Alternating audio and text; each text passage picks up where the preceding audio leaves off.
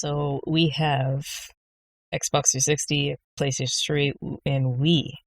So let's run through some of those games. For the Wii, House of the Dead, Overkill, Mario Kart Wii, Punch Out, Rhythm Heaven, Excite Bots, Trick Racing, Red Steel, and Red Steel 2. Red Steel on some of that? Man, they're scraping the bottom of the barrel. Right. I mean, this is the Wii we talking about. They were innovative in technology, but those games are not fun. I will die on that hill. Yeah. Super Paper Mario, Donkey Kong Country Returns, Mario Brothers Wii, Xenoblade Chronicles, Metroid Prime 3 Corruption. I'm trying to think. Little King Story. Ooh, they're really just. No More Heroes 2, great game. Sin and Punishment, Star Successor, Kirby Epic Yarn, and Legend of Zelda Skyward Sword and Super Mario Galaxy 2. None of those games are terrible, but that's a weird best games ever for the Wii. Games Radar, man. They scraped. For the Wii, I used to like to play. I used to like to go back and play GameCube games on the Wii. Yeah, absolutely. Yeah. I used to like to play the Metroid games. Actually, Twilight Princess on the Wii was pretty all right. It was pretty good. I'm just a Twilight Princess fan anyway. I used to play Trauma Center a good amount. That's a good one, yeah. That's a good game, yeah. What else did I play on the Wii? At one point, I had Wii and I had everything on it, so I just played everything I could possibly play. So at some point, there's a point in my gaming history where Wii games and GameCube games kind of bleed together because I was playing a lot of them on the Wii. But those ones I just mentioned were definitely some of my favorites on Wii. I was a Wii hater for a long time. I was a Wii hater for 10 years. Because we would like to play with you. I only saw the shovelware side of it. I feel like I kind of dipped into the generation late, so I saw the Nintendo first party stuff like Twilight Princess, which is fantastic, and Mario Kart's really fun. But then I'd also just see M&M Racing, and here's what is that? Mary Kate and Ashley Solve Puzzle. I saw so much of that trash that it was hard to see the forest through the trees. And then years later, I made one of my early videos was why I hate the Wii, and somebody in the comments said shut your mouth until you beat these 25 games, and he listed 25 games that I had never heard of, and I looked them up, and all 25 of them were great, and I ended up playing a bunch of them. I bought a Wii when it was dirt cheap and played it, so it really turned me around of the Wii U is a unique but really good console. I think a better list is this one, which is from IGN, is Wii Sports Resort, WarioWare, Smooth Moves. I don't know why the other list didn't have that. Good on Wii actually too. It's weird that you would have put that on there. That's weird. Mario Okami was also on there, but that's not a console exclusive. No More Heroes, Dead Space, Extraction, but that was also on PlayStation. Xenoblades is still the last story. Why didn't they have the last story? The last story was fantastic. I was thinking about that specifically when I looked over at my console. That was the first one I looked at was Last Story. It's such a good game. What else do they have? Super Mario Galaxy, Metroid Prime Trilogy, Super Smash Bros. Brawl, and then Skyward Sword is number one. IGN had a better list. Yeah. You just talked about, shovelware on the Wii. And so much. I can see that perspective because I understand it, especially if you weren't actively into what good games were out on the Wii at the time. I definitely see that perspective. And I sort of have a small fear that in a few years, if they're not careful, the Switch could look that way.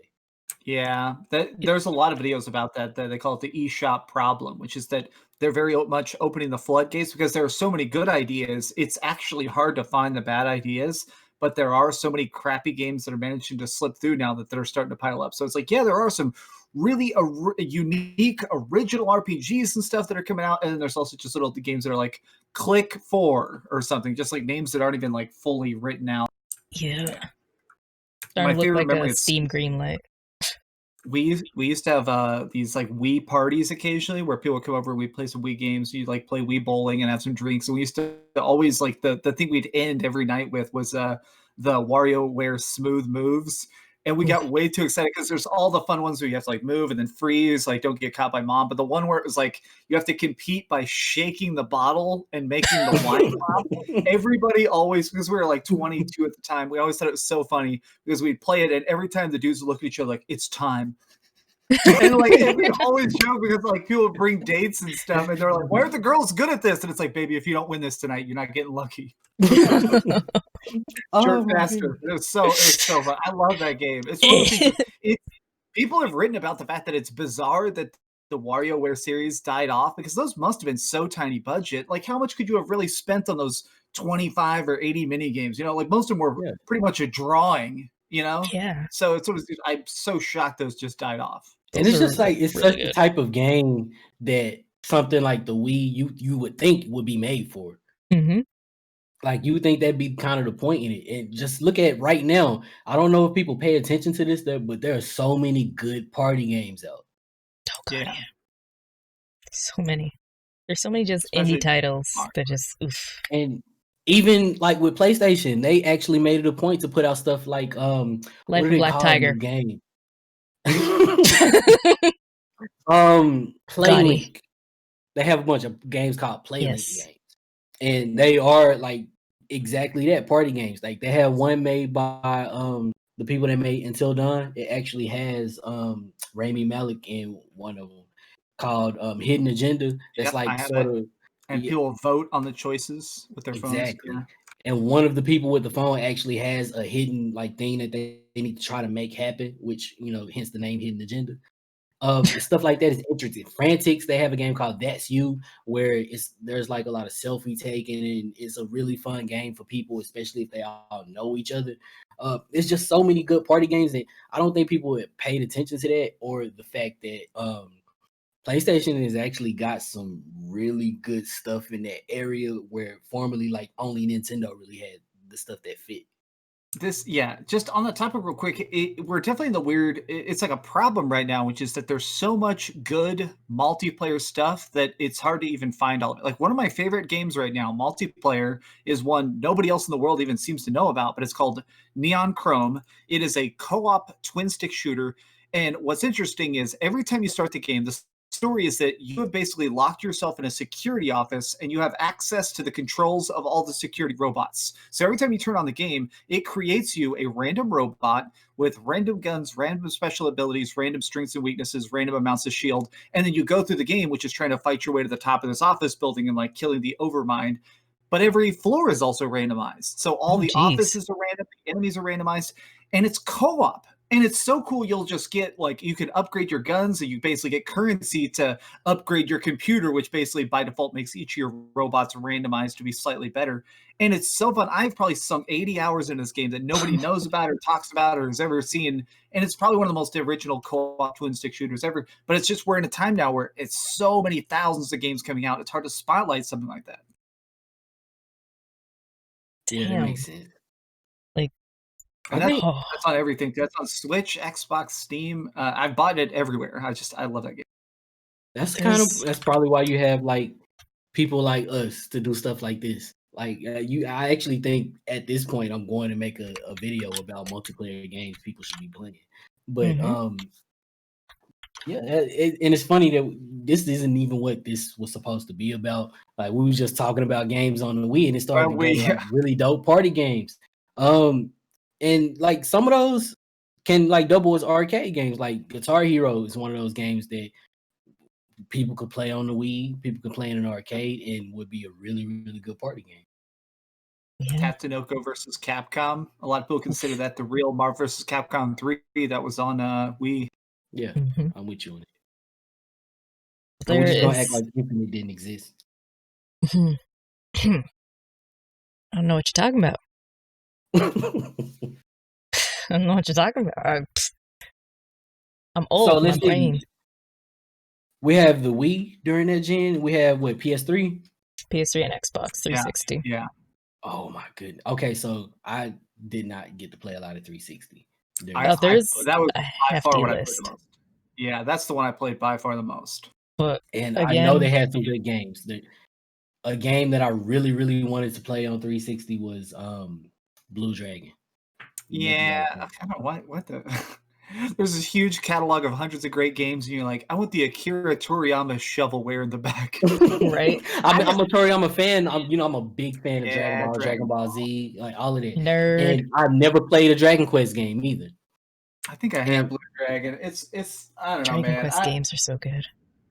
Well, it's not even a Dragon Quest game. It's Blue Dragon is a really weird standalone. It was on 4 Blu-ray discs. It was so long and so weird, and the art style, it looks like Chrono Trigger and Dragon Ball Z had a baby.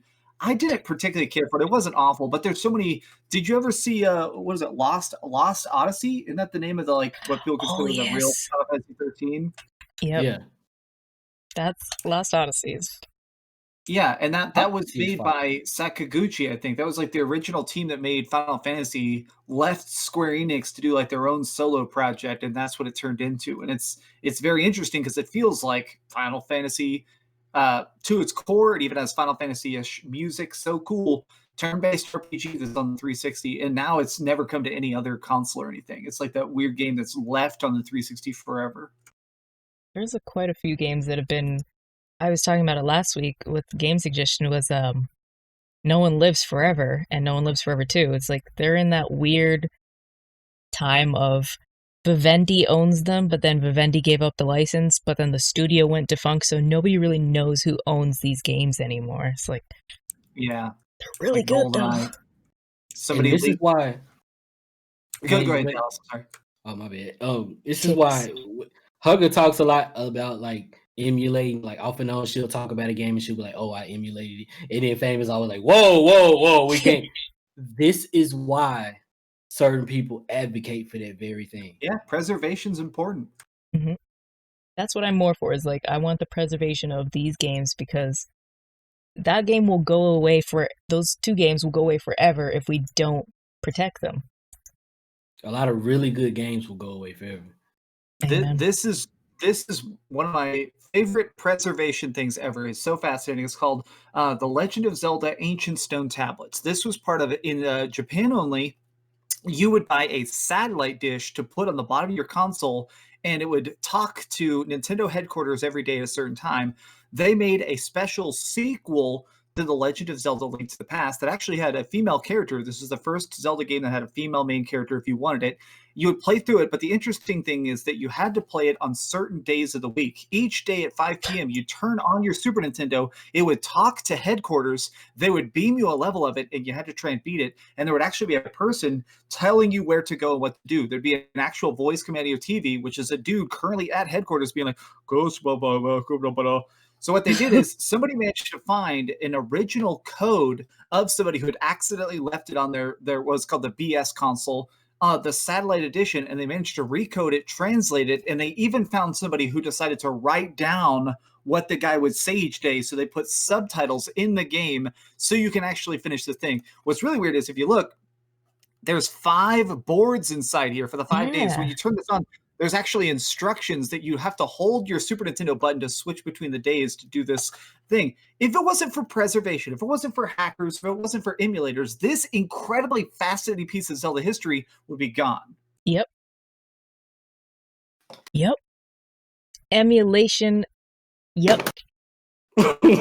Exactly. I feel this, in my opinion, is the ultimate defense of preservation and emulations forever. Yeah. Okay. I see you dropping the mic on him. I dig that.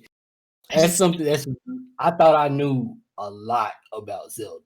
I really did. Like pirating is different. Pirating is like not for that, but pirates. Like emulation, like that. I've never heard of that, and if that wasn't preserved, I would have never heard of that ever in my life. Yeah, it would have been lost. There'd been like screenshots of Nintendo Power and nothing else. Like that's so cool. Exactly. Been those. Oh, did you hear about this? No, I've never heard about that. It doesn't exist. You're crazy. Oh yeah, urban legends. It would have been wherever the humans are in Nier Automata. Gone with the wind. Look at your friend. Dallas said that and looked at the camera like deep. Like, it's like no. Sometimes I gotta shut him down before he gets in a weird tangent. So there's a whole bunch. I don't know about this PS3 list because now the problem with as we get to the newer gens is we get into more crossover games. Like there's Braid, Yeah. which Dead Space, that's not a Bioshock, Infinite, Stick of Truth, Dishonored. that was the last PS3 game I played. Come to think of it, like Dark on the Souls. PS3. Far Cry. Ooh, like Infamous 2. Infamous, a great series. Catherine, it's not exclusive. Arkham City. No, yeah, but Catherine. Uncharted. Uncharted, hell yeah. I think the more time goes on, the less I love Uncharted in my head. I feel like so many games do storyline better and shooting better. That thing is definitely. I'm glad it existed, but it was the handheld the grip that lifted us to better games above it for sure. Yeah, I want you on it. Mass Effect trilogy. The first Mass Effect can go to Xbox 360 because Red Dead. I agree with you. Dang. Bioshock. No, that's Mass Uncharted. Effect 2, I played on PS3 definitely. Journey, great game. Yeah. It was free for a while. Last of Us, really? That's the list. Game Session Confession. I never played Journey. It's good, man. It was free. I don't know if it's still free though. I got it. I did add it to my library, but I've never played it. It's short. It's one of those, like, I think it's like 3 hours, right? Or 2 hours? Yeah, it's real short. It's hella short. It's one of those ones that's like, it's in your backlog, and your backlog is so big that sometimes you gotta work through it. I can dig it. I don't know. Maybe I'll play it for the first time and make a video. Who knows? It'd be good. Journey in 2020. Yeah. I'm glad they put Bioshock on there. Obviously, I got Bioshock tattoos. I'm obsessed with the game. But man, I really love Bioshock. And it was so groundbreaking. I feel like plot focus. That was during that era when everybody was trying to make the next Call of Duty. Everybody wanted the next Halo. Everybody wanted that multiplayer shooter. So a game came out Halo Killer. Halo Killer. They threw that around all the time. So it was interesting to see a game that came out in the middle of like the renaissance of online shooters and said, this is a single player experience. You're going to finish it in 10 hours. It has a plot twist so big you might never replay the game again, but it's great. And people rewarded it for that. People spotlighted it for what it did right. And I like that. Yep. Like, it's unfortunate the series had to die, but it was so good while it lasted. Seriously, nobody's played Bioshock. Go play it. There's apparently a Bioshock 4. There's people who have leaked stuff about it. There's apparently a playable alpha of it. There's some they've cut together some form of trailer that some people have seen.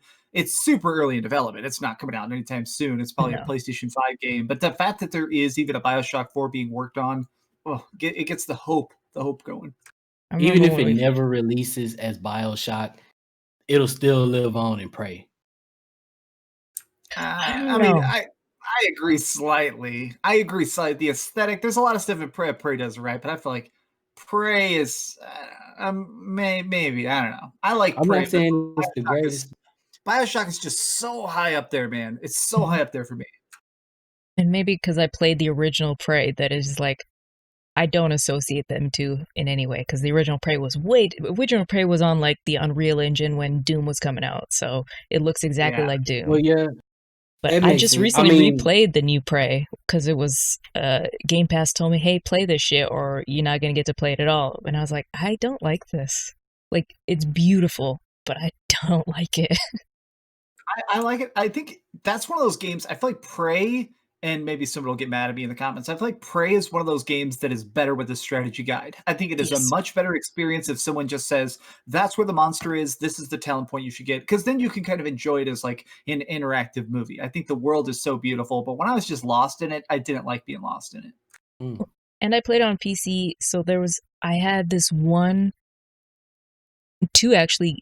I went to this area before I was supposed to, apparently. I didn't know. So it kind of broke the game later on, and I couldn't finish like 2 or 3 missions, and I'm like, what's the point? Don't give me the option to explore if it's going to break it later on. So that kind of like took some ticks down there. I was like, it's so beautiful. I love the art book I want to get. It's beautiful, but just like, there's so much bullshit that I got to wade through, and the broken missions just immediately killed it for me.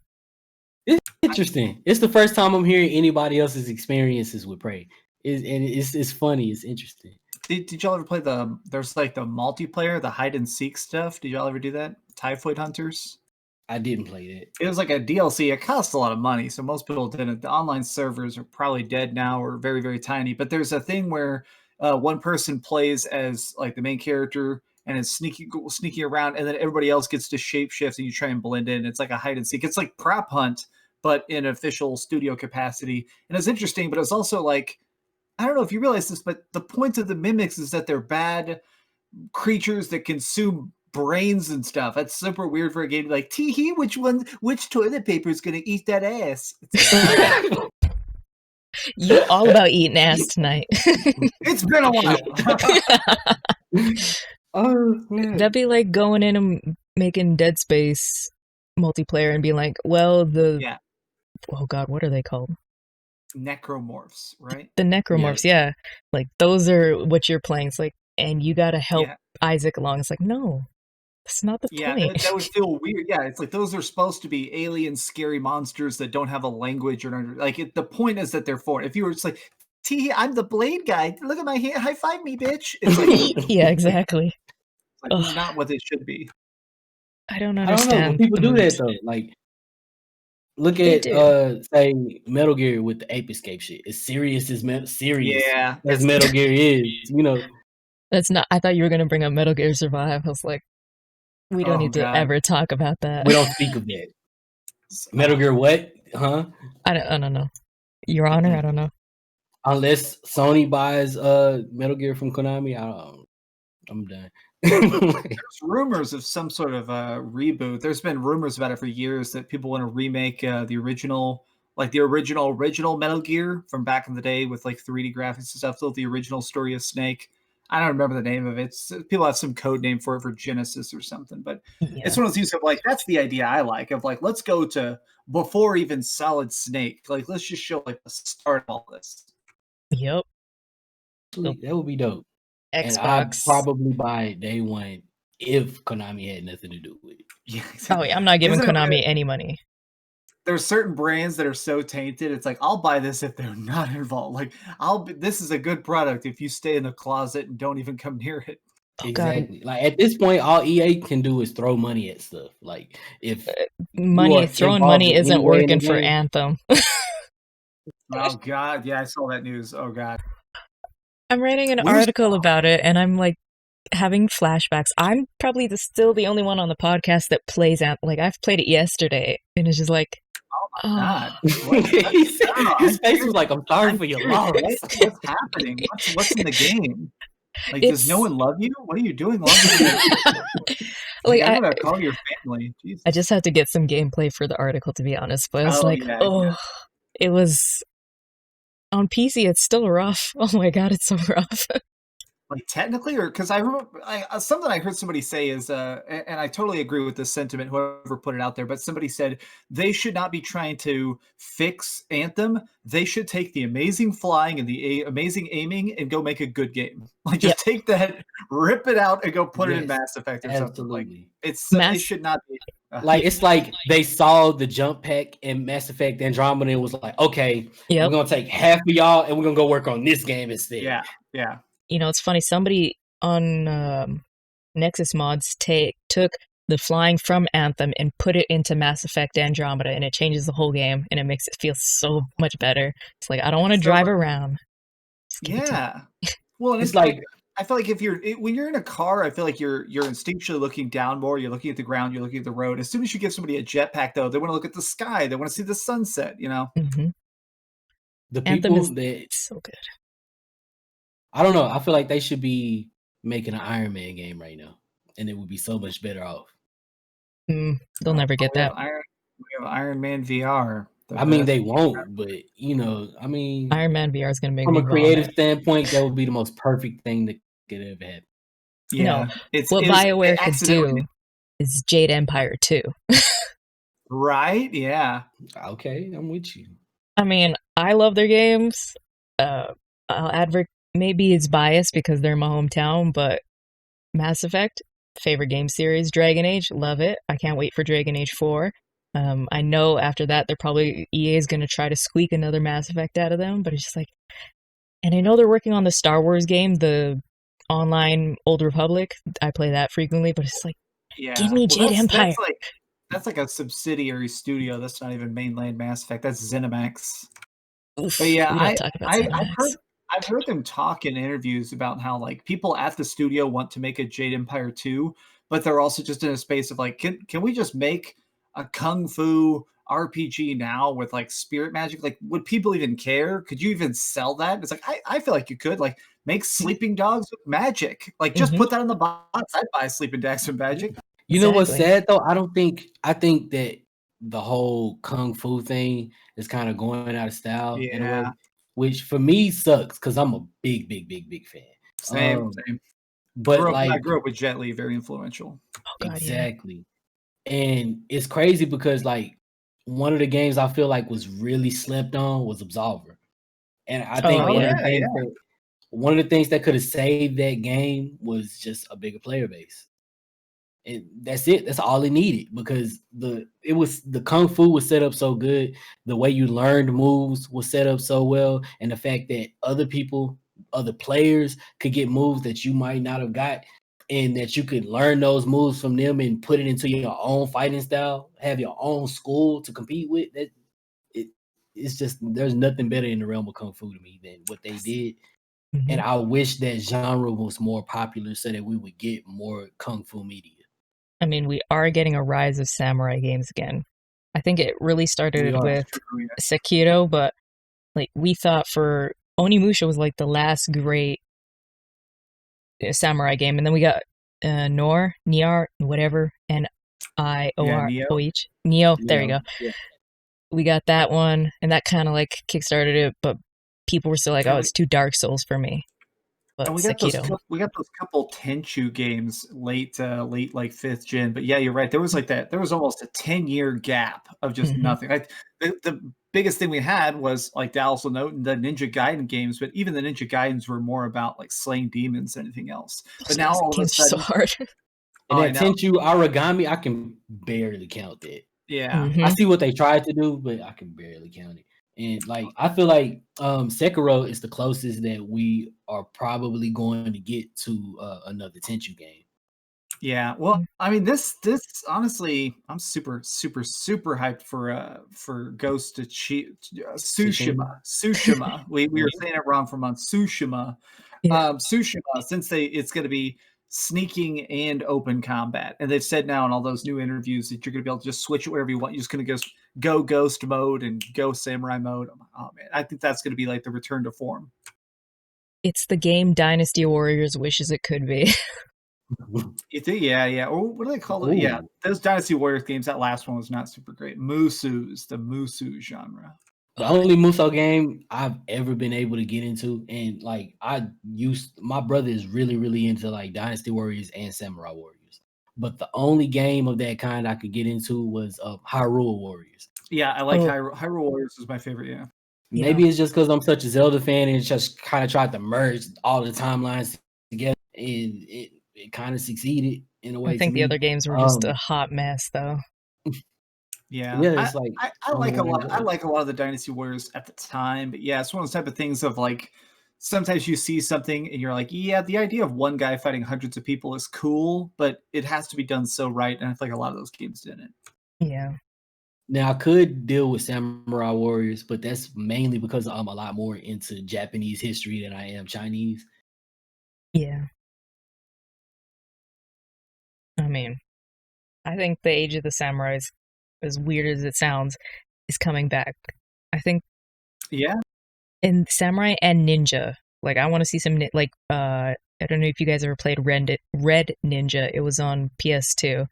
It was a female ninja. She was in a short little yukata. Yeah. Like I want to see the rise of the ninja games again because those came hand in hand and those are pretty freaking good. Not Ninja Gaiden because I couldn't finish those games. Those games are way too hard.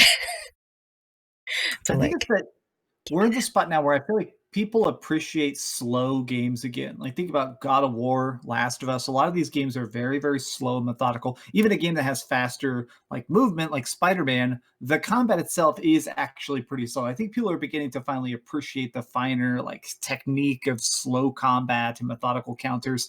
And that is completely embedded in Japanese culture. So I feel like Mhm. now we're in a place culturally where you can drop a 200-hour samurai game and people will actually buy it. I mean, people bought Witcher. Oh yeah, true. Yeah, Witcher And for that's sure. probably a part of what opened them up to be able to have something like Ghost of Tsushima. Yeah. I mean, people, all it takes is one game for some people to open their eyes. For me, it was Earthbound to do that like turn-based stuff. It's like, oh, okay, yeah, I can play this. If it takes a Yeah. modern game to open your mind to older games or whatever, just get on it. Don't sit Yeah. and fight and Even the argue about indies it. are getting really into that whole like samurai ninja thing. Like, what's the last game I played like that? Kunai. Indies are big. Oh, yep. I don't think I know what that is. Is I wish I had something around to show you. It's Drop the link, ho. I'm about to. As a matter of fact, it's published by the Arcade Crew, and it's a super dope like retro style samurai game, but you play as a tablet. Like everybody else is like the older people in the game are like their heads are CRT monitors, and you a tablet. All right, you're that- winning me over. This sounds fun as hell. Yes. Yeah, you learn your moves through the app store. Like if you're anywhere near a router, you can open up the app store and you can buy moves through that. And it's a Metroidvania, and it's actually a whole lot of fun. Is this a game or an app? It's a game. It's an indie game.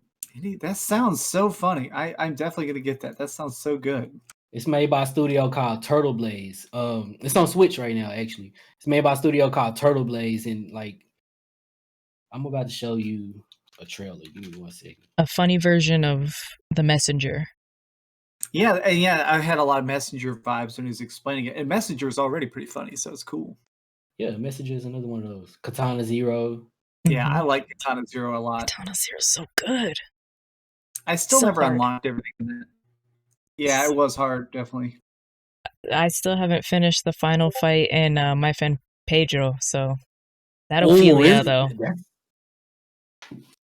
I've been playing. Once you beat her, you'll go back and replay that level just to fight her again. I've been playing. Once I got to that, it was like I hit that wall, and I think I did it like 30 times. Then I'm just like, I'm gonna go play something else before I punch a hole through my screen. So I was like, I'm gonna go play I some didn't think she was Yakuza. that hard. I beat her maybe my second time. What did you start on though? And I'm not like a game wizard at all. Like, Because I what started on like, hard. what, difficulty? Yeah, Oh, yeah. I always start on normal. Every game I play, I start on normal. started on hard, and I was like, I hate myself for this. Yeah, I beat everything on normal first. I normally like to try and like speed run a game on normal first, and then I go back on hard to do like all the side content and stuff. We talked about this a couple weeks ago. I don't mind playing games on easy now. Like before, I was like, "Why are you playing on?" It's like sometimes you just got to get through a game. But it's like I don't mind playing Yeah. on easy. There's very few games that I'll play on hard, like Witcher. I'll play the Death March. Mass Effect, I Yeah. play on Insanity. But like very few games that I'll do that.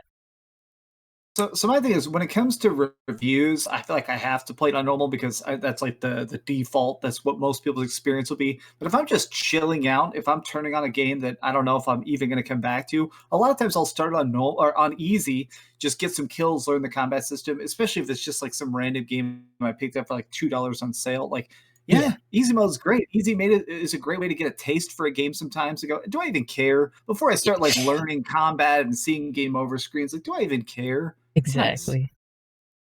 I'm one of those. I said earlier about how I like really like to experience a game the way they intended it. So I 9 times out of 10 I always start on normal. But I don't know. Maybe I got this old man gamer pride that won't. You let are me old. play a game on easy.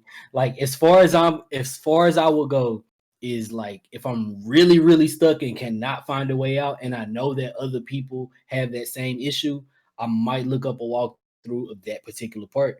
But like I don't know, I just got this little thing inside me that's like I can hear my pops in the back of my head, like you better not, like you got this, you better. But sometimes however, it's I was gonna say my very favorite part about reviewing games is and this is like the thing I never get a chance to talk about. It's very much my favorite thing is that beating a game before it comes out, there are no walkthroughs, there are no strategies, there's nobody I can ask. I have to beat stuff. And let me tell you, it is actually such a gaming high to be like, feels so good to just be like, I did this. I had to. I had no choice. Like on this difficulty, I managed to walk into a room that I'd never seen before and killed like this 8-headed dragon or something. It's so nice that like there is nothing to fall back on. I have to be the pro gamer. I don't know. That's the thing that I feel like is reviewers never talk about, but to me, it's such a high almost of like it feels so cool to just have to do it. You have to because you really pushed yourself. Like you were one of the first, and you wouldn't have done it if you hadn't pushed through it. Because who else would have saved you? Well, it's that, and it's people sometimes hate when I say that it's my job, but it is my job. If I'm going to make a video that's going to get views and pay my bills and feed me and stuff, I need to finish that game. So it's that fun thrill of like, I don't have a choice. I have to beat this freaking game. I want to eat. That means this boss has to die. That feels so good. I love it. I can dig that. That makes sense. I mean, sometimes also with the easy normal thing, you come across a game, and I'm sure Dreamcast, you've come across so many games like this where it's the AI that makes it almost impossible. It's not the game. It's not you. Yeah. It's just the AI makes it. It's so unbalanced that it's like, okay, no, I'm not going to struggle through this. I played some strategy game at one point on Steam that was glitched out, and the AI could shoot you pretty much anywhere. If you were playing on normal or hard difficulty, they would just like practically shoot you through walls and stuff. And after a while, I was like, I'm going to play this on easy because now they have eyeballs. They're not like these omniscient gods with sniper rifles. So it's like, I actually enjoy this game on easy. Yeah, some games are they just aren't. It's not that they're, and I don't want to crap on the developers. It's not that they're not programmed well, but just sometimes there's weird quirks that just don't work well.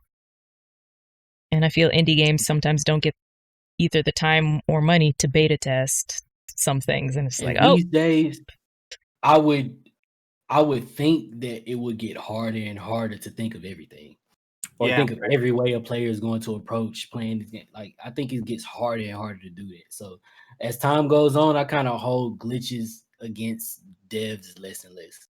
I think it depends on how game breaking. Like I get mad occasionally. I played Tony Hawk 5. Tony Hawk 5 had a glitch that broke my save file. I was on the last level and it broke my save file. And it's like, okay, so your game sucks. So I pay money for a game that doesn't work. It's like that bug is unforgivable. Like game breaking bugs, they will always roast to death. I think one thing that I can applaud Anthem for, and I always say this, is you can fly anywhere, but there has yet to be a time, especially on PC, where I have gotten stuck in a wall or stuck in between a weird place. It's like, it's programmed well. It's just janky.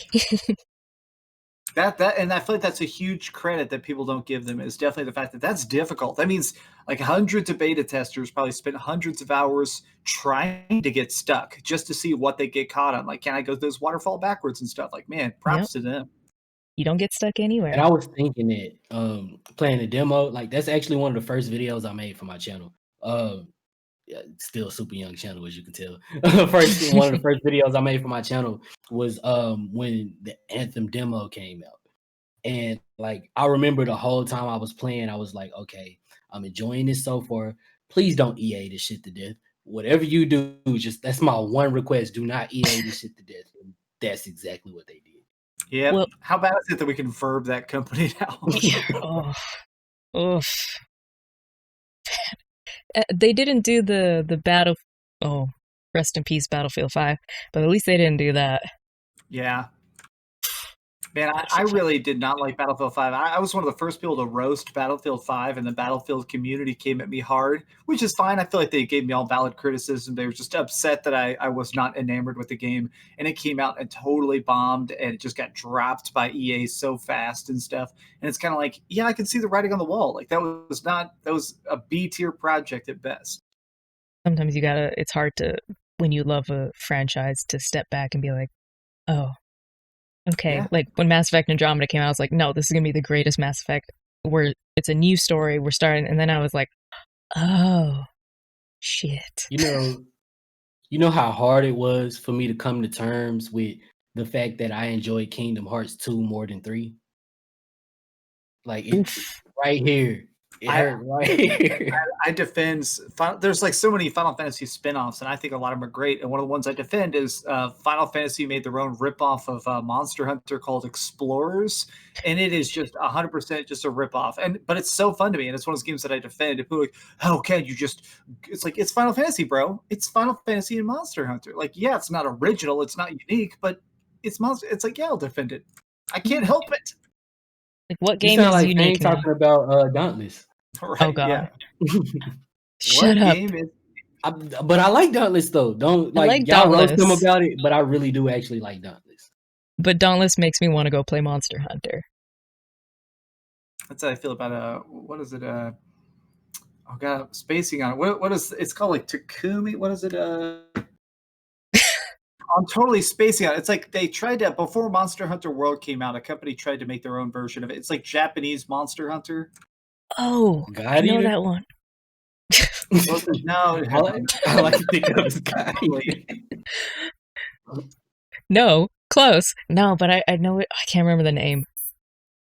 But So it was Shinji like Tokiden, something like that. Tokiden and Tokiden Kiwami. Thank you. Yes. yes. Yeah, I know exactly what game you're talking about now. And 100%, it was just it was Monster Hunter, but more based in Japanese mythology, and that was all it was. But it was like, yeah, it's what I want. Exactly. All right, so Xbox games. So I'm gonna try to skip over the multiplats. Minecraft. Woo.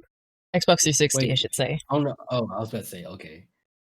Gears of War 3, Forza Motorsports 4, Shadow Complex. Never heard of that one. It was a real hidden gem. It got a lot of awards later, though.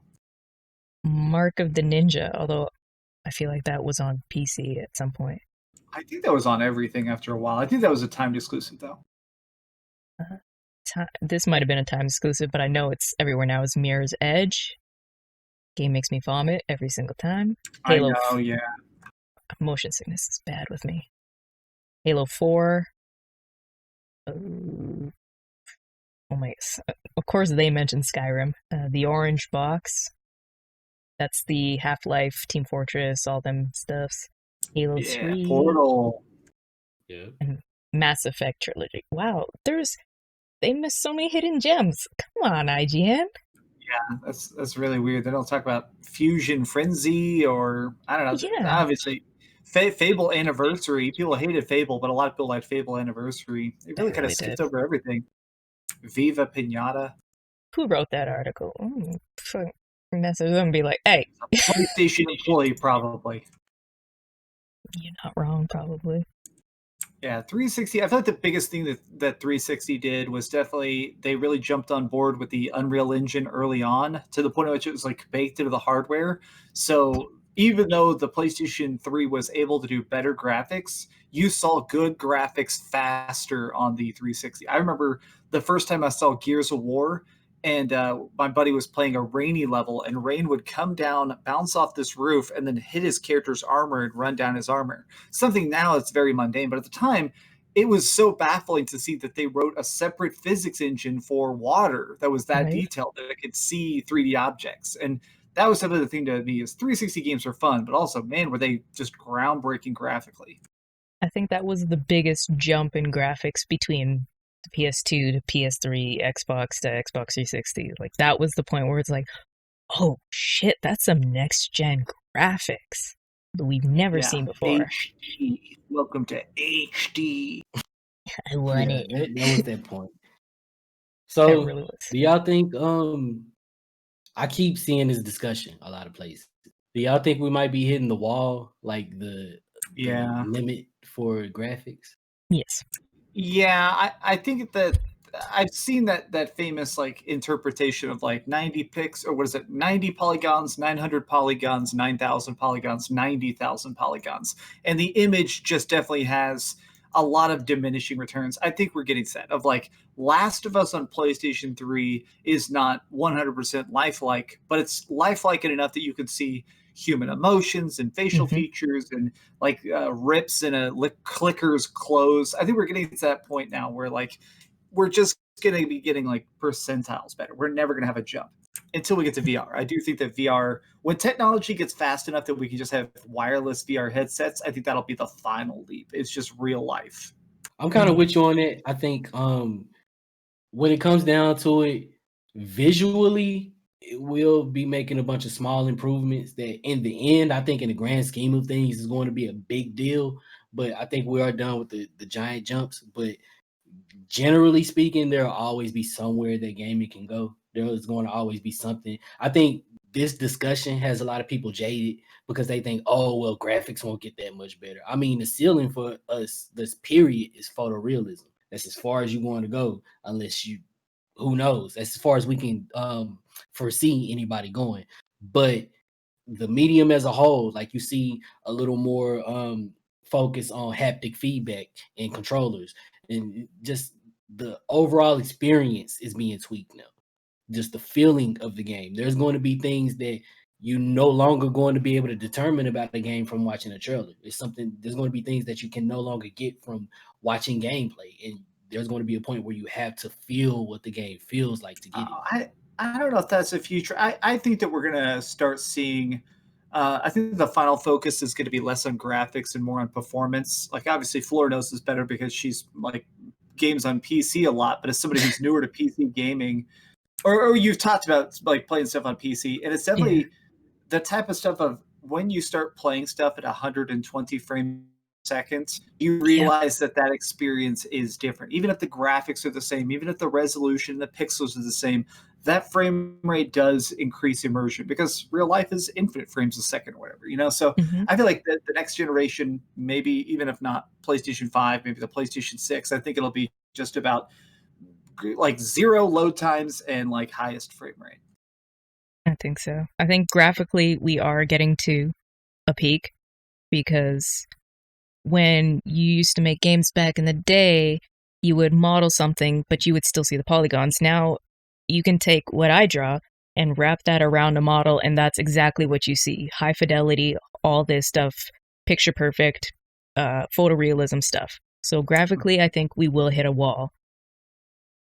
And like you said, PC, you can definitely feel a difference and see a difference. The lowest PC settings on most games, if you play on low, will be like, it's not to spark a freaking war, will be like a medium console settings. Like I turned Tomb Raider way down, Rise of Tomb Raider, I just finished it, and that was still better than some console gameplay I've seen.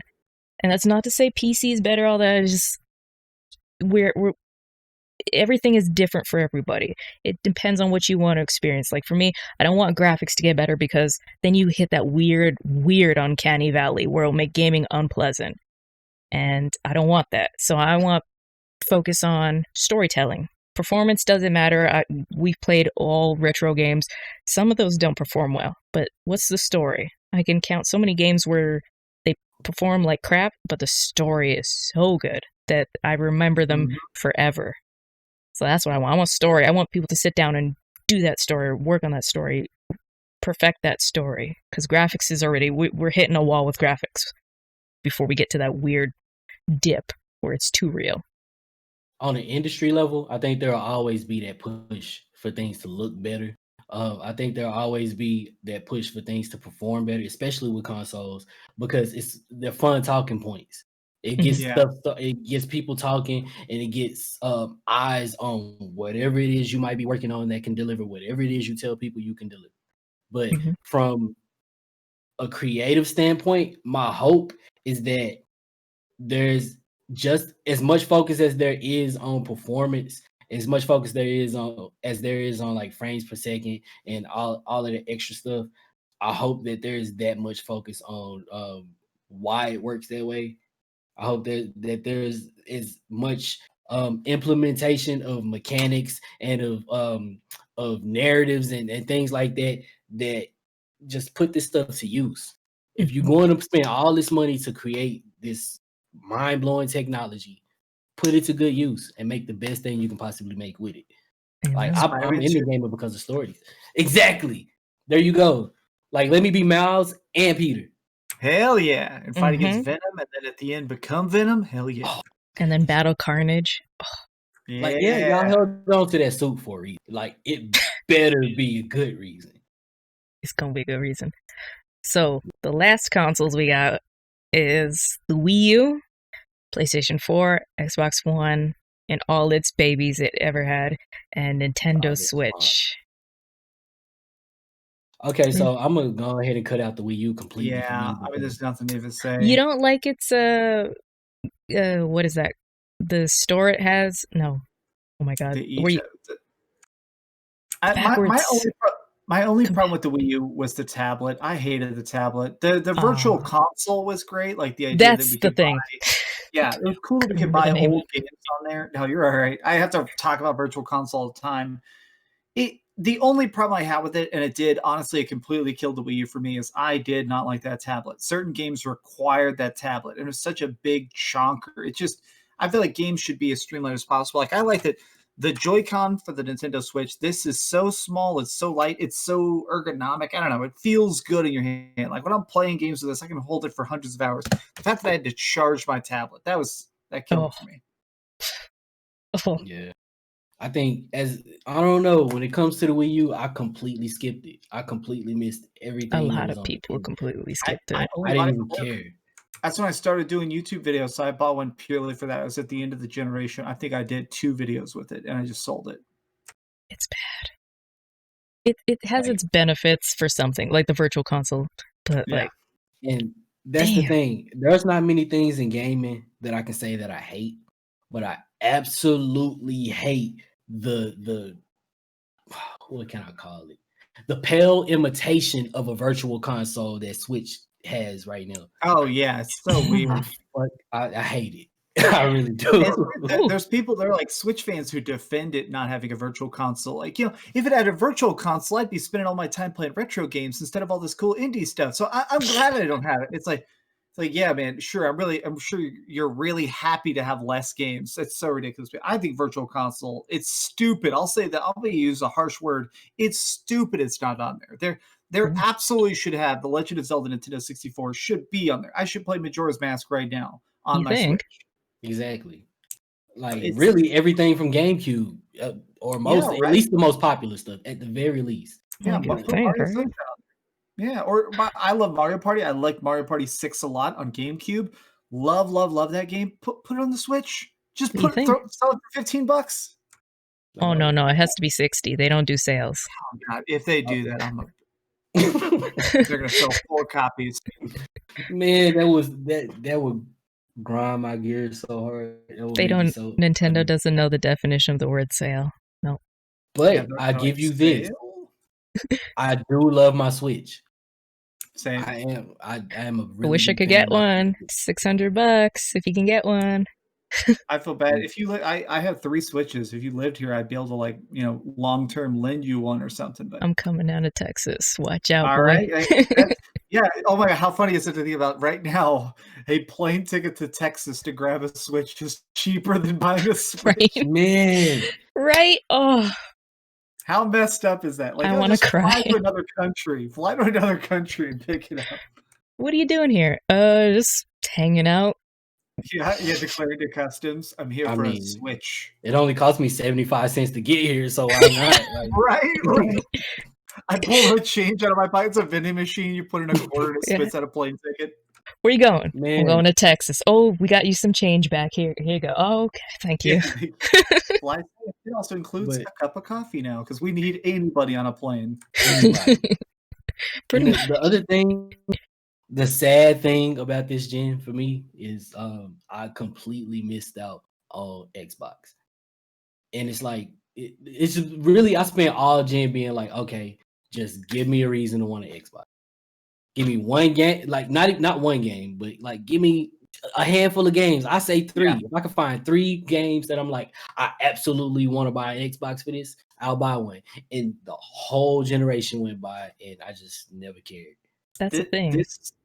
This is going to be the most privileged thing ever. I do have all the consoles. I did pay for all the consoles. Something I like that is kind of an accidental benefit of them is Xbox does really deep discount sales on third-party stuff a lot more than PlayStation. So I will say that there is a lot of big multiplayer games that I pick up for like $5 on the Xbox. I also think the backwards compatibility, if you like the previous generations, the fact that it can play Xbox 360 and Xbox One all in one system, it's cool to be able to play everything. Like that. I'm playing through Final Fantasy 13 right now on my Xbox One, and it looks like an Xbox One game. So yeah, it's not new games, but if you're like wanting a more wide experience, the Xbox definitely has something. Mm-hmm. I can dig that. I think the reason, which besides like money, the reason that like I haven't yet picked up an Xbox, like say over the past year, is because at this point, like Series X is the thing. I'm pretty sure Series X will play everything else. It's confirmed, yeah. So there's no point now, yeah. So I may as well just go ahead and like buy Series X and keep it moving, because there's no way I'm missing Hellblade 2. Oh no. Yeah. No way I'm missing it. So I mean, at this point, I'm a little bit off this generation than I was last year. So I can say, yeah, I'm buying PS5 and Series X. So, and they've also hit another wall with like me on the PC end. It's like they're gonna try to do their play anywhere, and they're gonna bring most of their games, they say, quote unquote, to PC. So it's like I don't need to buy an Xbox when you're just gonna put it on PC anyway. Maybe they won't have some games there, but it's like it's gonna be, it's gonna be on PC eventually, and I can wait. yeah. I'm a cheap hoe. Give me a sale. Speaking Give of, it to how me for Detroit free. Become Human? Oh, I don't like. I gotta think about David. Don't do him like that. No. David Cage definitely pays for feet pics. He's definitely a weirdo. I mean, how else do you get games like that? Like, you have to be weird. You have to be a little. I think that made me nauseous. The worst David Cage thing ever is I had some friends over and we were trying to play what was it, Heavy Rain, and all of David Cage games have awful sex scenes in it, but in Heavy Rain there's a sex scene where you have to unzip a woman's pants and it says hold R2 and pull down. So I actually had to like it felt so weird to in a video game in a full room of all my like straight bros be like, let's strip this girl.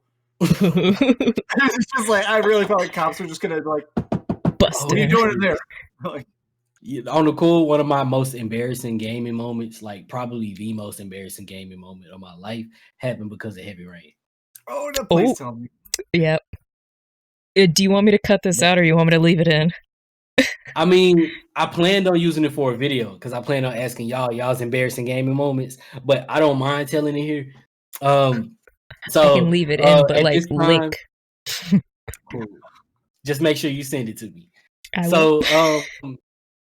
I had this roommate, like before, like as we were becoming roommates, like he was my homie, and we literally the very next day were moving into our apartment. So on that night, we stayed at his parents' house. Oh no! So him and I were sleeping in his little brother's room. So we go to his little brother's room and we chilling or whatever. And I got my 3, and literally this was the day Heavy Rain came out. So I grab Heavy Rain and I'm sitting down and I'm all excited and stuff. So I'm like, yeah, this is gonna be dope. And I sit down and I start playing the game. And he's like, all right, I'm going to see my girl. Uh-oh. All right, cool, whatever. I got Heavy Rain. I'm chilling. So I'm playing the game. Mind you, his parents damn near speak nothing but Spanish. His pops speak very little English. Oh no! Right. So I get to the part where I cannot remember her name, the reporter, the woman. I'm getting to the part where her first scene in her apartment. And I go into the bathroom and I'm going by the shower and I'm thinking to myself, there's no way you actually take off all your clothes. Like there's no way you actually show everything. So I'm just going, hey, why not? Let's go take a shower. We can't sleep. I feel embarrassment for you. Go. So, she takes off her clothes and it starts showing everything. And then Pops walks in the room. He's like, hey, he doesn't notice it at first. So he walks in the room, he sits on the bed right next to me, and he's like, yeah, blah, blah, blah, blah, blah. He said what he's saying, and I'm just sitting there with the controller in my hand looking weird, and he looks over to the TV like, boy. Oh, my God. Oh, that's so awkward. Most embarrassing gaming moment ever. I had a recent one when I was playing Yakuza 0 is, you know, when you're fighting the Pleasure King and you have to do the telephone thing? Oh, yeah. So, like, I'm into it. Mush mush answers the phone. And then it's playing around, and then it gets to describe your body. And my dad walks in. It's like, oh, Dad, it's not what you think. He's like, I really don't give a shit at this point. You want some food? I'm like, I'm embarrassed. Can you please leave? I'm just like, that whole scene. And then there's this, describe your face, and there's, Yakuza has the most inopportune times to just be like, I'm playing a game. Oh, no, I'm not playing a game anymore. Yeah. Oh my god, that's so funny. That's so bad. I moved out really young, so I never really had that. My dad never saw me gaming, so luckily I have no embarrassing gaming stories. Rent is too high here. I'm just like, I'm gonna live here till I get some more money, and then I'm going to LA for school, and then, oh god, I hope I can get money for school in LA. And then coming to Texas, because Texas is so cheap. The rent here is so cheap. That's why moving out at 18, moving out at like 25 or whatever here, everybody does it because it's like, all right, get. I was trying to go to Texas. I was trying to go to UT, but they didn't want me because I already been to college. Like, but I'm gonna try again. But you may as well come on through. I mean, it's basically 35 cents to be down there now. I'm gonna come for some tacos, but you guys got to come to Canada. We got to have some Timmy's. I got to get you some poutine. They flew me up there, I guess year before last, some convention flew me up there to talk. And I actually, at the airport, they had a thing that was like, welcome to Canada, have some poutine. It was like a place that I actually had poutine. It was really good. Oh, where'd you go in Canada? I just went to the convention. I was in, what was it? I was in Toronto. Oh. And I was only in Toronto. I couldn't really travel around, but that's where the Sky Needle is, right? Yeah. Yeah, so I was in Toronto and I went to did all my convention business there, but there's all that underground. I was so amazed. Nothing is underground in Texas because the ground is so hard. We don't even have basements. So I was so fascinated that like they have a 5-story underground mall there. So the guy was wicked. Like, there's like a guy like taking me on a tour of Toronto, and he's saying, "Oh yeah, there are people who don't come above ground. There's people who have an underground apartment, and there's underground trains, and there's underground sidewalks. So they just go and work at the mall. So they just never come above ground. There are underground people in Canada." I'm like, that is in a vault, or like that just optionally, like anytime they want, they could come up. There are they just don't. But it's such a complete city. There's like a full-blown, amazing, gorgeous city underground of Toronto. There's like a second Toronto underground that's called The Walk, and it's so cool. And it's like, bro, if I lived it, I would only live there. That's the best place. Like the closest thing we have to that is like, let me see, like the food court under the Chase building, or like the Bank of America building. But multiply that times 1,000. It was so cool. Well, and of course, the other thing I definitely like there that was baffling is people are more aggressive in Texas. People are drunk at a bar. People like yell at each other and stuff. There are fist fights in Texas. Like if somebody shoved you in Texas, it would be a fight. At one point I was in Canada, and I was standing in the middle of the sidewalk talking to somebody, and a Canadian guy shoved me out of the way, and I looked at his face and he was calm, and I realized, oh, it's just that in Canada, there's no fist fights and stuff, at least. So it's just like somebody moves you out of the way. In Texas, like as much as Dallas and I are buddies, if Dallas pushed me, I'd be like, sorry, bro, I have to get my ass. We have to square up. We'll be okay after, like we still be friends, exactly. But the fight has to happen. Exactly. It's like, I'm sorry, bro. You put hands on me, I have to put hands on you. Whereas in Canada, people are just like, oh, excuse me, mate. Pretty much, yeah. Well, also where I live in Alberta, which is the other side, is there is more guns than people here, so people don't tend to get in your face because you don't know who's got what. So I was like, I'm not gonna mess with you. Polite murder, it's like that here, but it's like it depends on who you're talking to. Because like the old school, like if you old school, then you'll fight and keep it. Yeah, it's anywhere. It's the young dudes that's doing all the shooting. It is. It really is. So PlayStation 4, Xbox One. What's your titties up, Dallas? I meant to ask y'all, do you have like a favorite convention moment? I have a lot. I think. Well, one of the ones that comes to mind is I went to a convention. I was at like 55,000 subscribers. There was like a convention called Retropalooza that's basically across the street. And I've heard of the it. organizers were like, "Hey, if you want to come, like."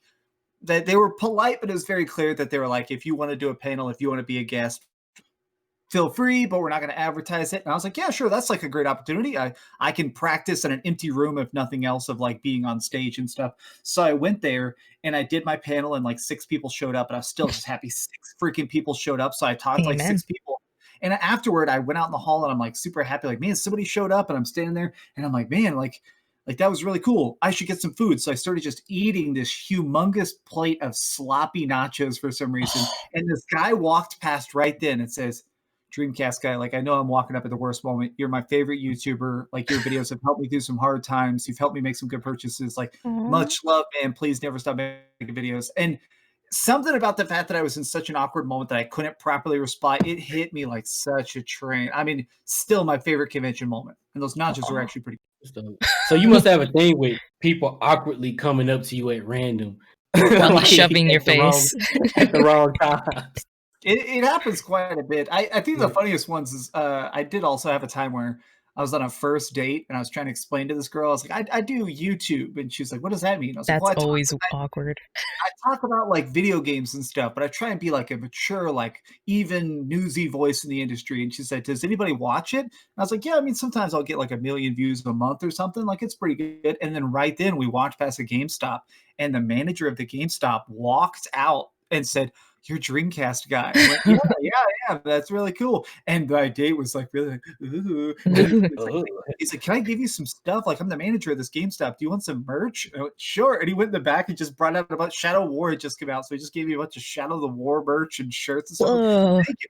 My date was very, very impressed. So I got to just like, oh, it's part of my job. I'm really famous, I guess. I'm kind of a big deal. Yeah. Not the, do you know who I am?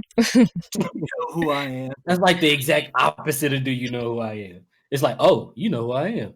Yeah, and that's the way it always is where I always do it, where someone's like, Dreamcast guy? I'm like, yeah, hey, how's it going? Hey. I like I how have you nachos in front of me, but hey. Just having been one of those people before at some point, like I like how you deal with it. It's dope. Because like at the time that I bothered you, like you could have easily just been like, yeah. Like, yeah. So like I much respect to that. I mean, I think I love that about people is, and you guys know I listen a lot of K-pop. So when you see like somebody who's at that level, that's still like, I'm going to take your letter. I'm going to make a point to go talk to you. Doesn't matter how big or small they are. It's like, that means something. You just don't know what people are going through sometimes. And just a, hey, how you doing is enough. Yeah, well, and that's the biggest thing is I hate whenever there's asshole YouTubers or something or anybody who's just a jerk. It's like, bro, it takes you 30 seconds. Like when Dallas and I met in person, I just had like 10 hours of business meetings. I could not communicate very well, but I did want to talk to him for a second. So it's just kind of like, hey man, like how's it going? It's nice to meet you.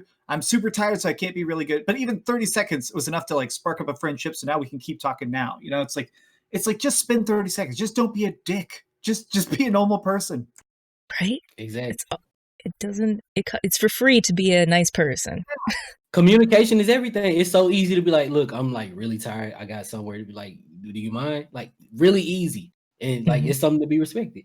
And nobody will ever be mad. Nobody will ever be mad at I'm tired. Nobody will ever be like, I tried to talk to Steve Buscemi, but he was tired. So, Red Bull and a piece of my mind. Like nobody's gonna do that.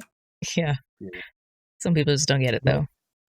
I have a few favorite PS4, Xbox moments. Oh, convention. Oh yeah, I'll make it quick. My bad. Show me your titties. Let me see. One was when when Dauntless was still in beta. We got to talk to them. We got to interview them, and I think that was like one of my first on-camera interviews. Come to think of it, and I was super nervous. Like on the inside, I was shaking. But we sat down, like as we were getting ready, and just talked, just kind of chopped it up about the game. And by that time, I was super comfortable. We had a good interview, and then afterward, it was just like, "Hey, y'all want to play the game? Yeah, cool." And I'm thinking like, say, me and Fame is gonna play together, but it's us and them, and it was super dope. So cool, yeah, wow. First time I played a game with a dev. Then there was the time I met Corey Barlog. and just Whoa. nerded out about God of War to him. Like me and Bloody Knuckles, who's on the chat, on the site with us, he does like a bunch of anime content, and we just happened to walk up, and we had just finished. We went to his keynote. He was speaking about like the process of God of War and like how he started and blah blah blah. And we had to leave early because I had to do an interview with somebody who I can't remember at this point. But I was kind of bummed out because I was like, this is really like out of everybody, this is really the person that I want to meet the most, like in the whole gaming industry at this moment. And it was like after the game of the year and all of that. So I'm like, this is really the person that I want to meet, and I'm not going to get a chance to. And then next thing you know, like I'm walking by, here he is, like in the middle of the lobby, and I'm like, What's up? Awesome. Yeah. Besides that, you see, I don't know if you can see right between Batman and Venom on my walls up there, that little piece of pixel art is from a dev named, what is it, Andrew Stamps. And he's doing a game that's like old school Final Fantasy, like an old school RPG. It's like super deep class system. It's one of those things where you can change like from 8-bit to 16-bit, like on the fly. The music changes, everything else. And that was one of the first times I had ever gone to a convention and saw like a black game developer who owns the company that he works for. That's actually like, I look for it, but I do not see a lot of it. And it's usually somebody that represents the company, but they don't make the game. And that was the first time I had seen it. I had to stop him and interview him. Those are my 3 favorite moments ever at a gaming convention. Dude, fanboy wise, because I'm super obsessed with Resident Evil. Resident Evil is super important to me. A couple of years ago, I went to QuakeCon, and they had that big giant, like it was like a huge standing room basically for Evil Within 2.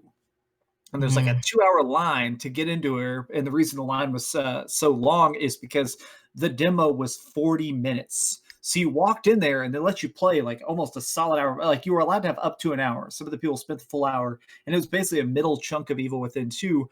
Super cool, super polished. And afterward, I like walk out and I'm like, wow, that was super, super cool. And one of the people was like, oh yeah, your Dreamcast guy, your media pass and stuff. I'm like, oh yeah. And like, we're having a VIP dinner, like mixer thing upstairs in about 3 hours. Do you want to come to it? And it's clearly like this Bethesda guy just like trying to be nice. And so I'm like, yeah, sure. So I'm so nervous. I decided to show up like 30 minutes before it starts. And the people at the thing are like, do you want to just come in? Like, you're just standing in the hall like a loser kid. Do you want to come in? So, oh yeah, sure. So I'm like in there and I'm like, just like looking at the menu and stuff. And Shinji Mikami, the creator of Resident Evil, walks in. And just like, I Googled a picture of him like 5 times. I'm like, I'm 99% sure that's Shinji Mikami. And then he walks near me and his translator saying something to somebody like, oh yes, the creator of Resident Evil. And so since the whole room's empty, I walked up and I'm so scared. I'm like, and I just get my phone and I go, selfie? And he's like, sure. And I took a selfie, and it's the most awkward selfie where I'm like so excited.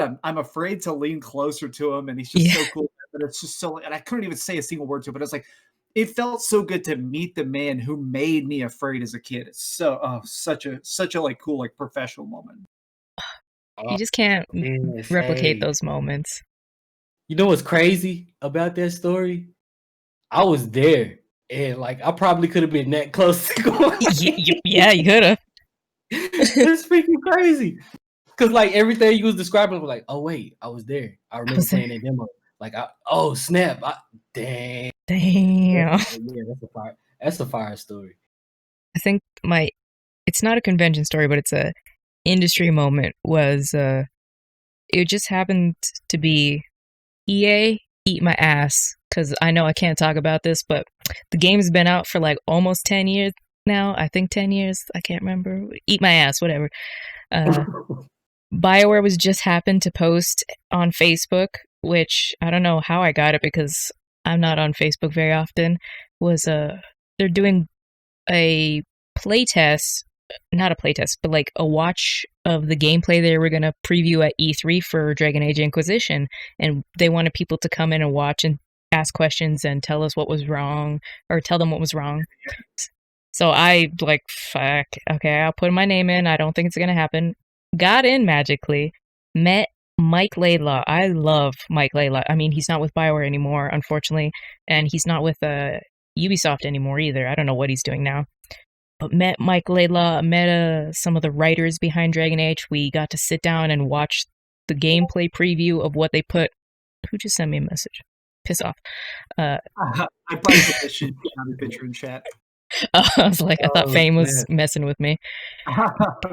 Got to meet a whole bunch of the creative team behind them, behind Dragon Age and Mass Effect, and it was just like, got to ask, like, is more, oh god, what was Flemeth gonna be in the game? Like, all kinds of things, and it was just so much fun. And I was just like, that stuck with me because I love all of them, and to get to meet them and go to the BioWare office was just, and they fed us pizza and all kinds of things. It's like, yes, thank you.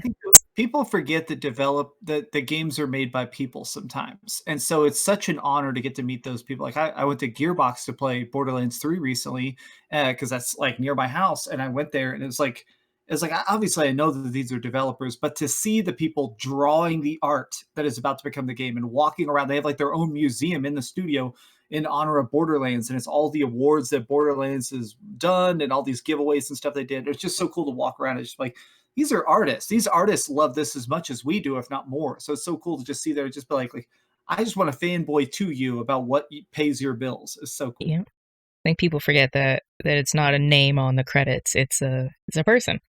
It's a number to a company sometimes, unfortunately, but it's a person behind this. It's the person that makes your horse in Red Dead. It's the person that makes your gun in Borderlands. It's a person that makes sure the balls of your horse in Red Dead. Yeah, beat me to it.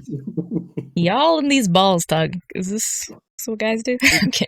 Hey, yeah, this is what dudes do. We're like, bro, check out the ball swell. Yeah, Ball sweat. So, on the topic of PlayStation 4, reverting back to our original topic, yeah, this generation's been unique in general just because like PlayStation 4 is just so far ahead. I feel like we have not seen a console war generation that's been this one-sided ever. And yeah, the Nintendo Switch is catching up fast now, but the PlayStation 4 is just sold like 2 or 3 times the amount of Xbox Ones.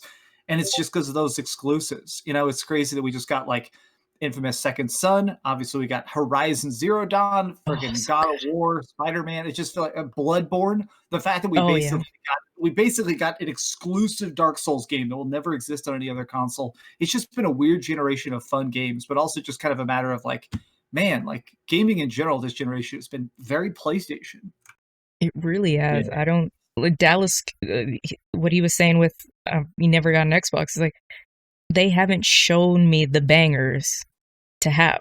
Like, I remember being pissed off when Rise of Tomb Raider was a timed exclusive, but also it was a timed exclusive so they can have the 20th anniversary on the PlayStation, and the PlayStation version was, in my opinion, a little bit better. But like, there's been no Xbox bangers that are just like, I need to have an Xbox to play this. Yeah. All the games that have been like bangers have been, except for like Hellblade and Gears and their staples, have been cross-platform. It's like, I'll go buy it somewhere else then. Thank you. I get the feeling though that next gen might be very Xbox.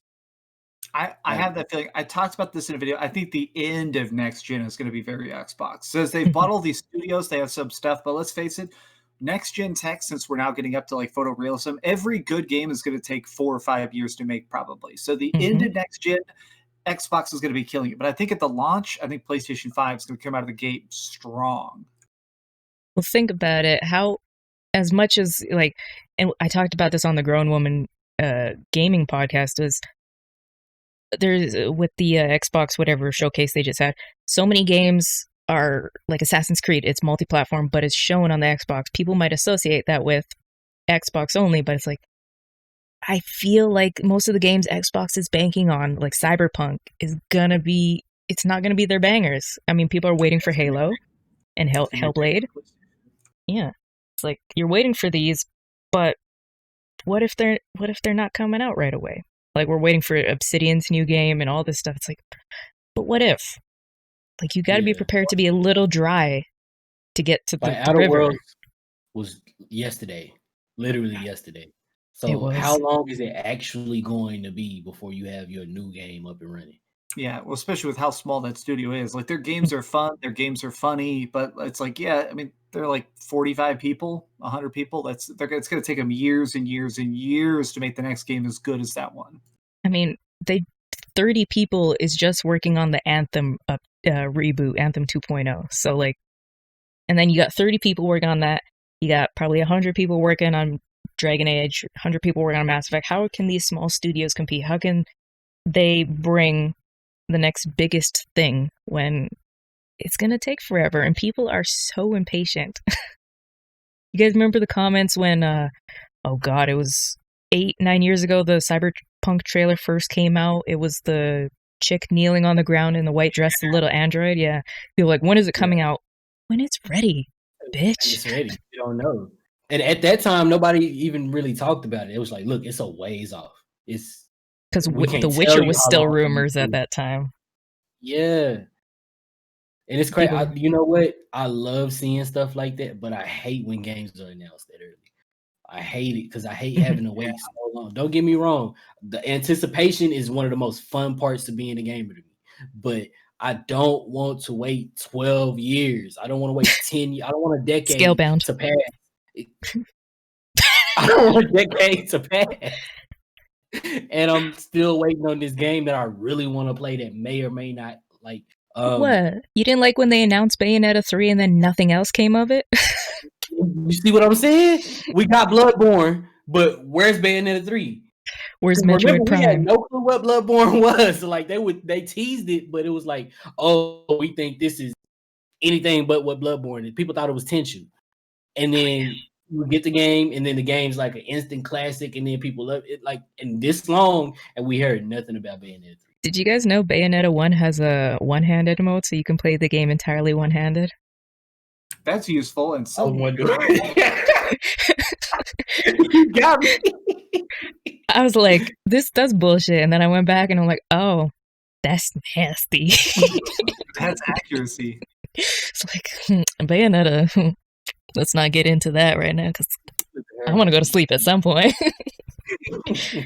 I think the big problem is, and I think gamers don't want to admit it yet, is the fact that game reveals at this point are just, they're things to boost investors. Like, I feel like a lot of times when Bethesda comes out and shows Elder Scrolls 6 as a teaser trailer, that's just to get people to buy other games or get studio money. It's no longer about showing projects. Everything is like okay, we have to show stuff. Like, so much of what Microsoft is showing off right now, so much of what Sony is showing off, this is just a matter of like getting more investment money. None of it is really about the games until the game is out. Then it's about the game. They don't care. They just want their money. Yeah. And for companies historically stubborn like Sony and Nintendo is historically stubborn about things. And it's just like they're not making they're making these games for us, but they're not showing and that was my big issue with E3 for a while, was they're not showing these games for us. They're showing them for their board of investors, so they can be like, give me 300 million more, please, thank you. That's what I need. That's the rumor is that's why they showed Beyond Good and Evil 2 so early, was because Ubisoft was fighting off a hostile takeover by Vivendi, and they were trying to get more fan money to go into the Ubisoft side so they could buy back their own stock. So it's literally like, we're not showing this because we're ready to show it. We're showing this because we might not exist anymore. We're trying to make a last attack. I mean, that makes sense. It makes a lot of sense.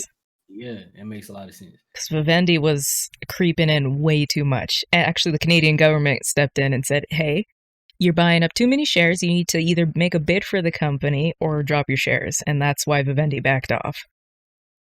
Yeah, thank God. I mean, when you look at it, the game industry is like, it's a Game of Thrones. Yeah. Mm-hmm. Do you guys think you see behind the curtain, the more you see it's all just a giant billionaire's chess game to these people. They don't even care about the art. Like, on the ground floor, we care about the games and good combat, and people at the top don't care at all. No, they don't play video games. The real win for us is when the right creatives find the right corporate situation to wiggle their good project on in there. Like, that's really the wins for us. Do you guys think we're reaching a point, and I've had this feeling for a bit, of like the 1980s, where we're hitting kind of like a weird era with loot boxes and government crackdowns on gaming and stuff, that we might see another collapse, but it might be a lot bigger. Maybe not today, tomorrow, but like in a couple years, if things don't change, we'll hit like that. Things are going to take a steep downturn. It's too big and too ubiquitous now. Like the games industry is bigger than the movie industry. It's bigger than the music industry. I think the thing now is that it's too big. Even if there is a steep downturn of billions of dollars, it makes like $12 billion every year and stuff. So I think even if it dips, even if it manages to dip by 40%, they'll still make $8 billion in a year or whatever, 80 billion or so. It's more than the porn industry. Even if the industry, as we know it, as we talk about every week on podcasts or as we see on websites, even if that industry that we know happens to crash and burn, there would, just like the music industry, there would still be artists making stuff. And there will always be apps. There will always be indie stuff. Even if the console stops selling, PC gamers are still going to be trying to get online with Quake 3. Like I still think that the industry will never collapse in the same way that it did in the 80s. Because in the 80s, people forget, it basically died there. For like 8 months of the 80s, it died. Like there was very little gamer culture. Killed it. It just, gamer culture. It was considered like a gimmick toy, which is why when Nintendo came over, Nintendo was like, all right, we have to make this remind people of VCRs. That's why they remodeled it to look like a front loader instead of the top loader like it was in Japan. It's like, we want this to be, think of this like the movie industry. Yeah. Wow. Gaming is weird. And from all walks of life, you get all kinds of stories. What did you just call me, Lil Ho? I said, okay, Billiam. You said gaming is weird. Gaming is weird. It is weird. I mean, gaming has brought all of us right here together to talk about stuff from all walks of life. And I think I'm so ever grateful for playing video games, being able to play video games, continuing to make a living off playing video games. And I hope one day to be the person making video games, making the art at least. I can't program for shit. I'm bad at that. But we gotta appreciate what we got and enjoy what we got. There's so much opinion, so much things, and that's what makes gaming so beautiful. And I'm glad to have had the history and stuff that I do right now. I'm tired. Amen. Yeah, I'm tired as heck too. All right, Dreamcast. The handsome Dreamcast. Is there anything, we are on I don't know, I looked at a non-existent watch, part 3, because these are long. Anything you would love to tell the people right now watching?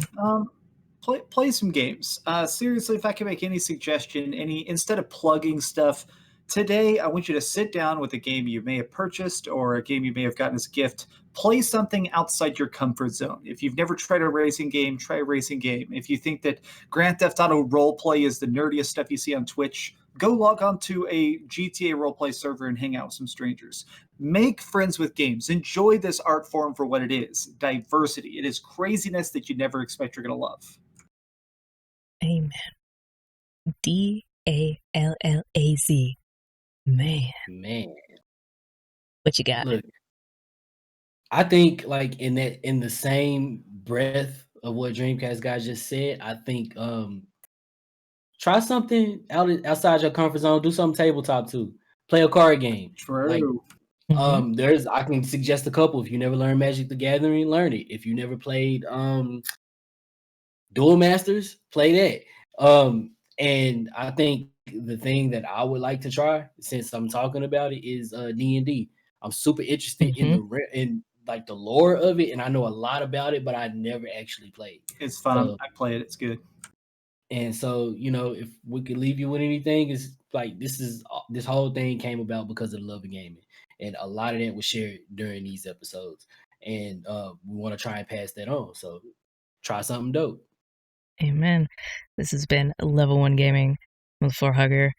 And thank you guys for watching all these parts. I hope you watched all these parts and not just skip around to your favorite, because we got some good ass talking in between. And we'll see you guys next time. Bye, guys.